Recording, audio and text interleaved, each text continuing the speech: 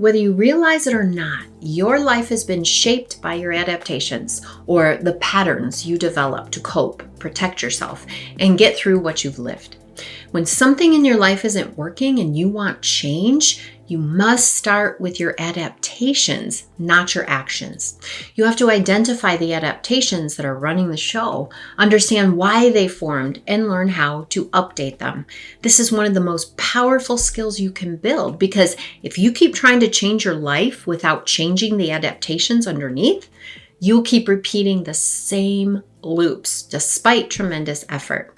So in this video, I'm going to show you exactly what adaptations are, where they can come from, how they're impacting your choices and your behavior, and how to begin adapting again in a way that supports authenticity, alignment, and follow through.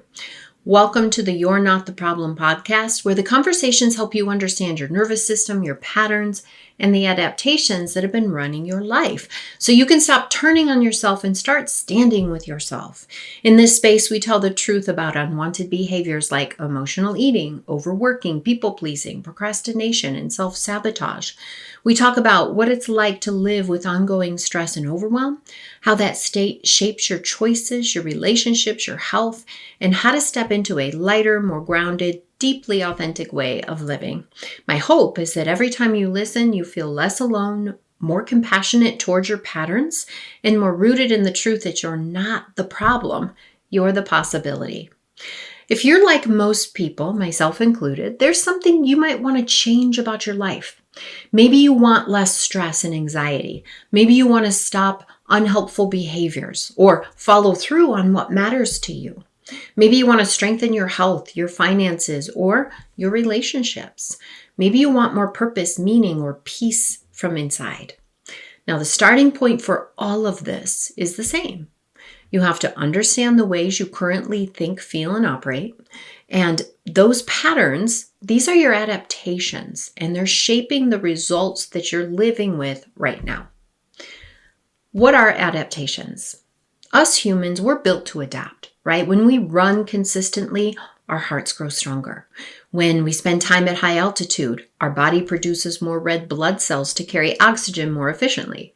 Without even needing to force anything, our systems adjust in response to what it is repeatedly asked to handle, right? This ability to adapt, it extends far beyond physical, right? Our thoughts, our emotions, our behaviors, our nervous system patterns, they also shift in response to the world around us. We learn how to read the room, keep the peace, stay small, or shine, right? Depending on what we believe will help us stay safe, valued, or loved. Now, you may not have realized it at the time, but with every challenge you faced, your system made intelligent choices to help you function in your environment. Adaptations shape everything: how you think, how you feel, your nervous system, how it responds, how you move through the world. This is the intelligence of your system. It is continuously adapting to help you survive. But over time, the very patterns that once protected you, they can become the ones that keep you stuck, cut off from your truth, your brilliance, your aliveness. Adaptations can show up as chronic stress or burnout, health challenges, anxiety or ADHD-like symptoms, people-pleasing, fear of disappointing others, codependency. It can show up as emotional eating, coping mechanisms, numbing behaviors, procrastination, perfectionism, feeling disconnected from your authenticity or unfulfilled, struggling to create the results that you want, whether that's in your career, your relationships, your health, or your finances. These struggles, they are not who you are. They are the result of the adaptive patterns that you created to help you survive. They don't need to define you forever, and you absolutely can change them. But it begins with one simple truth, and that truth is you are not the problem. Your system is not fixed in stone, right? It's plastic, meaning it can change its structure, its function, even into old age. So no matter how long these patterns have been in place, change is possible. In fact, it's inevitable. The journey begins by understanding how your nervous system has shaped your patterns and the life that you're living now, because your nervous system It acts as the internal control center of your body, and it's been adapting to the world well before the day you were even born. It does so by continuously scanning the world and inside your body, taking in what's happening around you and inside you, and then making decisions about whether you're safe, whether you're under threat, somewhere in between.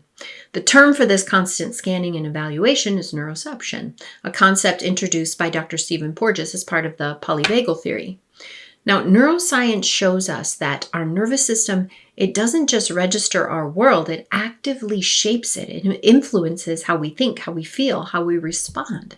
So if your environment was chaotic, critical, neglectful, unpredictable, you may have learned to stay on high alert. If you were emotionally overwhelmed and you lacked support, you may have learned, like me, to shut down, freeze, or go numb. Now, it's important that this happens automatically. Before your thinking mind even forms the thought like, oh, something isn't right, your nervous system has already launched a response. And that response is not geared toward keeping you calm or comfortable. It's geared towards keeping you alive. That means sometimes it overreacts, responding to old patterns or perceived danger, even when you're not actually at risk. It's always aiming to protect you, but protecting when not needed limits you and keeps you stuck. These patterns, they are not who you are. They are what your nervous system learned to do. So, for example, I share the events of my early life in the introduction to my book, You're Not the Problem. These events, they were too intense for me to process at the time that they happened.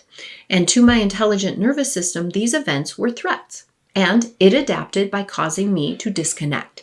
It was like slipping out of the moment, right? I didn't feel what was happening. I just kind of wasn't really there, not in the way a person normally is.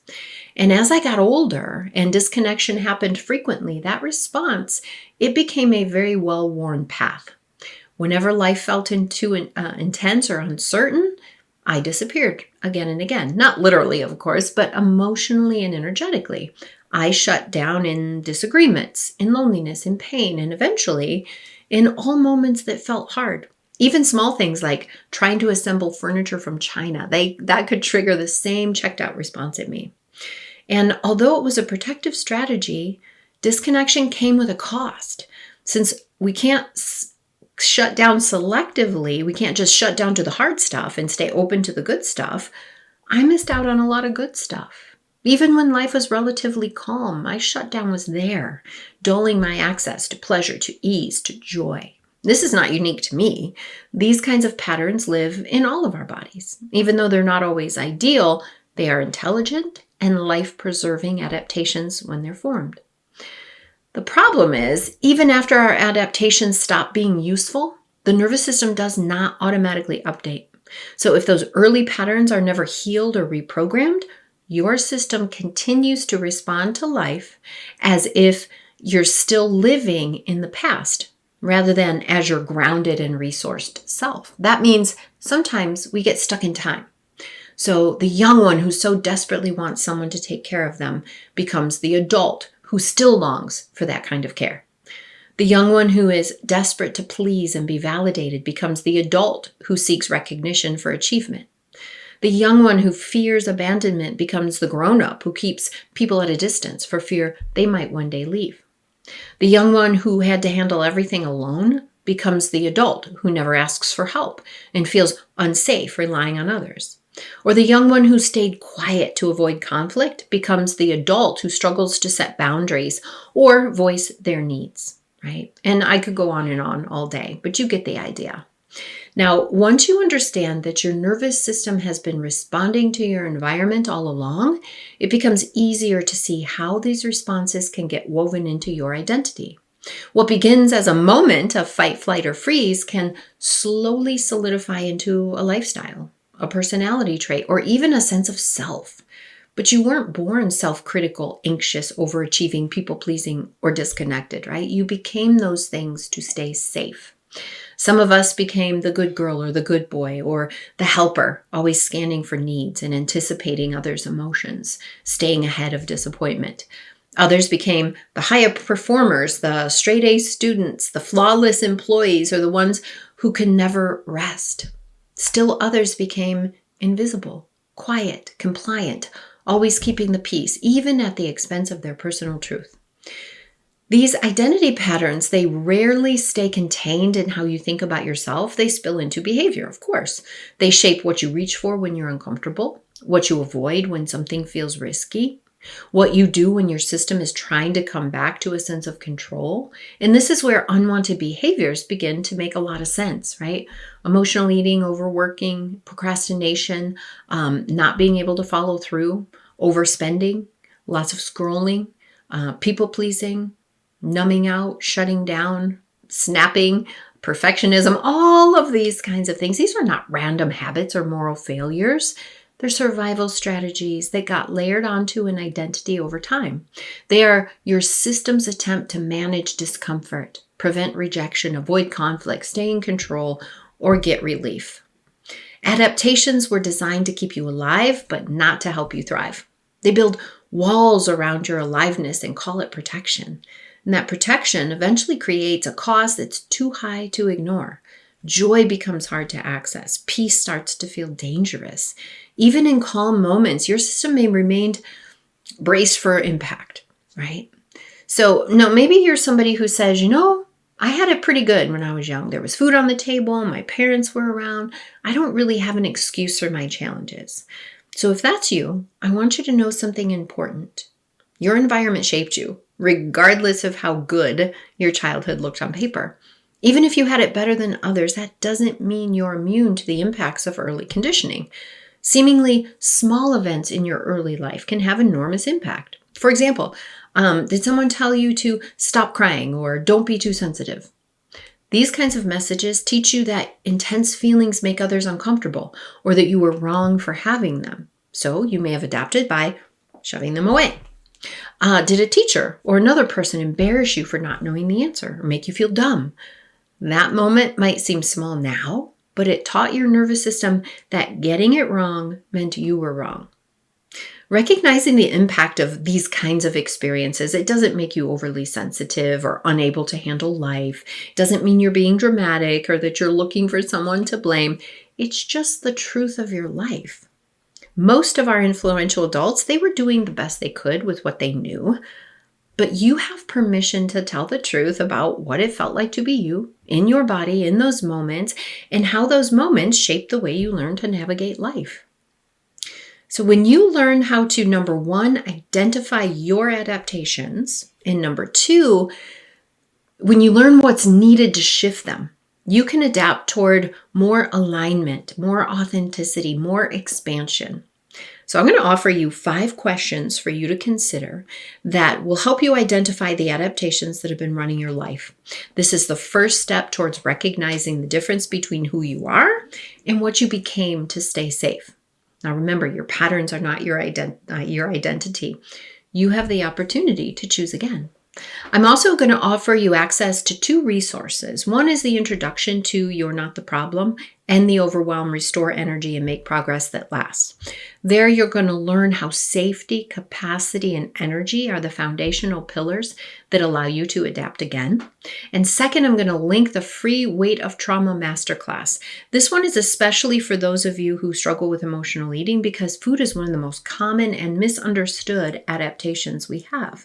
If you don't struggle with food, stay with me and watch the resource anyway, because the root of all of our behaviors is the same. Just insert your own maladaptive behavior in place of emotional eating. The mechanism is exactly the same, okay? Your system found a strategy, and it's been using that to keep you okay. So here are the questions to help you identify your adaptations. Number 1, what belief do you carry about yourself that feels really hard to let go of? The biggest one for me was that I wasn't enough. Now, you may find several. I certainly did, but try to come up with the top 5. Okay? The second question is, as you sit with those beliefs, where do you feel them in your body? Right? I feel not enough as an unsettled feeling in my tummy, almost like angry butterflies.